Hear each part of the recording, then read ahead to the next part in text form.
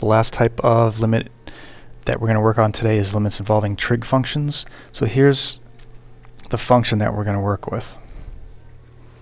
So we're looking for the limit as x approaches infinity of 2 sine of x over x plus 5. And so we're going to think about the range of the trig function. So here, think about sine of x. We know that just the sine of x itself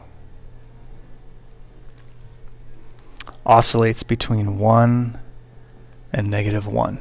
So the value of sine right here is always going to be somewhere between -1 and 1.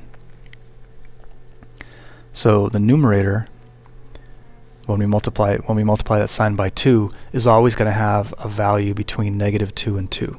So our numerator is kind of captured in between -2 and 2. It's going to oscillate back and forth. But our denominator, as x approaches infinity, the denominator is going to grow without bound.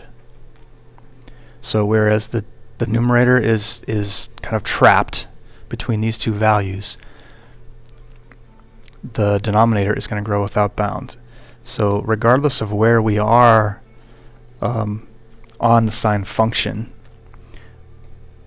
the numerator is always going to be a finite value. And as x approaches infinity, the denominator is going to be infinitely large. Right? So we're back to that finite value over an infinitely large denominator.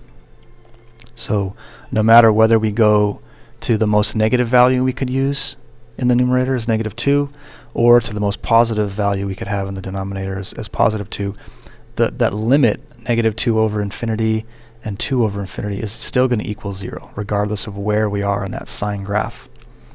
So the overall limit is going to equal 0.